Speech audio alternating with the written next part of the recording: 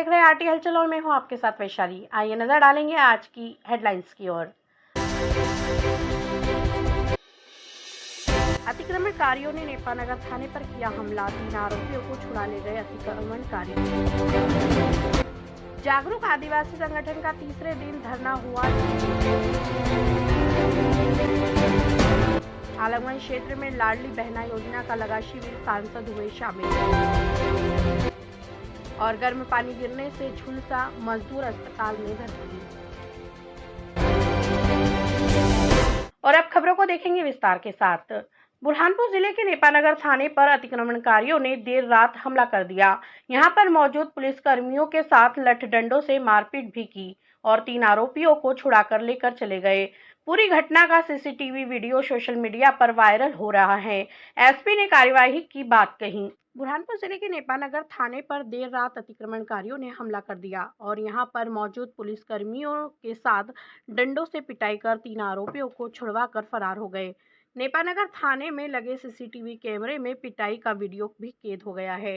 अब यह video social media पर वायरल हो रहा है। सूचना लगते ही एसपी कलेक्टर भी मौके पर पहुंचे और उन्होंने सीसीटीवी फुटेज खंगालने के बाद हमला करने वाले अतिक्रमणकारियों की तलाश शुरू कर दी है। एसपी राहुल कुमार ने बताया कि देर रात नेपानगर थाने पर हमला किया गया। यहां से 3 आरोपियों को छोड़कर भाग गए और ड्यूटी पर तैनात 3 पुलिसकर्मियों के साथ मारपीट भी की है। इसका वीडियो अब सोशल मीडिया पर वायरल हो रहा है। अतिक्रमणकारियों को पकड़ने के लिए एसपी ने पुलिस टीमों का गठन कर दिया है। पुलिस जल्द ही हमला करने वाले आरोपियों की गिरफ्तारी की बात कर रही है। देर रात जो हेमा बाकड़ी बंदूक लूट के अंदर जिस आरोपी को कल पकड़ा था, तो उसके अंदर कुछ लोगों ने जो है वो नेपानगर थाने पर आकर जो है वो हमला किया है। और जो हेमा है और साथ साथ में उसके साथ में एक मगन पटेल करके जो नवाड़ी पटेल था और एक लड़का जो पूछताछ के लिए था अनिल करके, तो वो तीनों को वो छुड़ा के लेके गए। अभी सारी चीज़ें हम लोग सीसीटीवी फुटेजेस वगैरह देखे हुए हैं और भी सारी चीज़ों पर डिस्कशन हो रहा है। प्लान हम लोग तैयार कर रहे हैं और जल्द ही हम लोग सारे अतिक्रमणकारी जिन लोगों ने ये काम किया है उनके खिलाफ सख्त एक्शन लेके और धरपकड़ भी शुरू करें। बुरहानपुर के जिला कलेक्टर कार्यालय में जागृत आदिवासी संगठन की ओर से पिछले 3 दिनों से जंगल की कटाई रोकने के लिए धरना दिया गया था, लेकिन किसी प्रकार की सुनवाई नहीं होने पर आज धरने को स्थगित कर दिया है और उन्होंने प्रशासन अफसरों पर भी आरोप लगाए। बुरहानपुर के जिला कलेक्टोरेट कार्यालय परिसर में जागरूक आदिवासी संगठन की ओर से धरना स्थल पर आदिवासी नेता माधुरीबेन ने मीडिया कर्मियों के साथ चर्चा करते हुए प्रशासनिक अफसरों के अतिक्रमणकारियों के साथ साठगांठ होने का आरोप लगाया है और उन्होंने कहा कि पिछले 6 महीनों से जंगल की अंधाधुंध कटाई हो रही है, लेकिन प्रशासन इस और कटाई को रोकने के लिए नाकाम साबित हो रही है। उन्होंने आरोप लगाने के बाद तीसरे दिन धरने को स्थगित करने की घोषणा की। गौरतलब है कि पिछले 3 दिनों से जागरूक आदिवासी संगठन के बैनर तले पेड़ बचाने के लिए लोग धरने पर बैठे थे, लेकिन किसी प्रकार की सुनवाई नहीं होने के कारण उन्होंने धरने को स्थगित कर दिया है। उनका कहना है कि 1 सप्ताह बाद कार्य योजना बनाकर फिर से धरना प्रदर्शन किया जाएगा।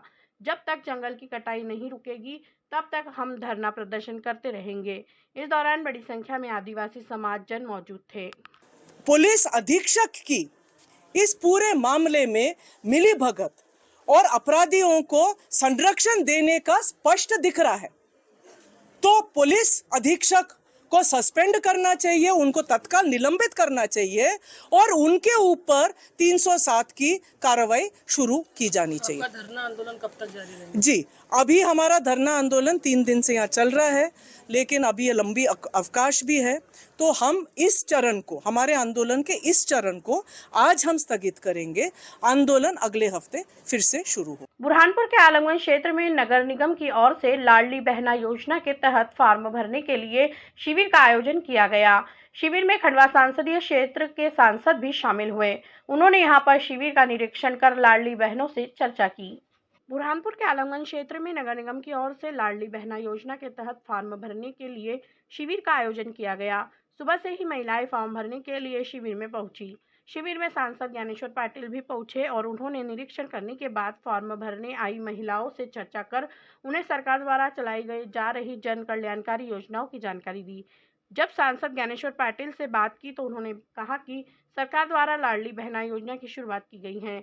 इस योजना के तहत महिलाओं को प्रति माह 1,000 रुपये की राशि दी जाएगी, जिसको लेकर फॉर्म भरने का कार्य शिविर लगाकर कराया जा रहा है। जल्द ही यह प्रक्रिया पूरी होने के बाद महिलाओं को राशि मिलना शुरू होगी। इस दौरान बड़ी संख्या में जनप्रतिनिधि और प्रशासनिक अफसर मौजूद थे। आज हम सब लोगों के लिए बड़ी खुशी की बात है कि हमारे जननायक मुख्यमंत्री माननीय शिवराज सिंह चौहान जी के द्वारा और माननीय प्रधानमंत्री मोदी जी की सरकार के द्वारा जो जन कल्याण की योजनाएं चलाई जा रही है, ऐसा कोई वर्ग नहीं कि जिस वर्ग को हमारी सरकार के द्वारा कोई लाभ नहीं दिया हुआ। हर परिवार को कुछ न कुछ लाभ देने का काम हमारी सरकार के द्वारा किया गया है। लेकिन हमारी सरकार ने भांजे भांजियों को भी दिया, किसानों को दिया, मजदूरों को दिया, युवाओं को दिया, समूह को दिया, सबको दिया। लेकिन बहनों को ऐसा लगता था कि मामा और मोदी जी बहनों की चिंता नहीं कर रहे। लेकिन हमारे माननीय मुख्यमंत्री शिवराज सिंह चौहान जी ने लाडली बहना योजना की शुरुआत करवाई और उस योजना के ही फॉर्म भरे जा रहे हैं। और इस योजना को शुरू करने के बाद निश्चित रूप से हमारी बहनों का आशीर्वाद भारतीय जनता पार्टी को मिलेगा, शिवराज जी को मिलेगा। बुरहानपुर के लालबाग थाना क्षेत्र के बाधरपुर में एक मजदूर पर गर्म पानी गिरने से बुरी तरह से झुलस गया, जिसे उपचार के लिए बुरहानपुर के जिला अस्पताल में भर्ती कराया है, जहां पर डॉक्टरों की टीम घायल मजदूर का उपचार कर रही है। पुलिस ने बयान दर्ज कर लिए हैं। बुरहानपुर के लालबाग थाना क्षेत्र के बाधरपुर में एक मजदूर पर गर्म पानी गिरने से बुरी तरह झुलस गया। मौजूद परिवार के लोगों ने निजी वाहन से घायल मजदूर को उपचार के लिए बुरहानपुर के जिला अस्पताल में भर्ती कराया, जहां पर डॉक्टरों की टीम घायल मजदूर का उपचार कर रही है। प्राप्त जानकारी के अनुसार घायल मजदूर रोज की तरह आज भी स्नान करने के लिए बाल्टी से पानी लेकर बाथरूम में जा रहा था कि इसी दौरान गर्म पानी हाथ, पैर और पर गिरने से झुलस गया। उपचार के लिए बुरहानपुर के जिला अस्पताल में भर्ती कराया है, जहां पर डॉक्टरों की टीम घायल मजदूर का उपचार कर रही है। पुलिस ने घायल के बयान दर्ज कर जांच शुरू कर दी है।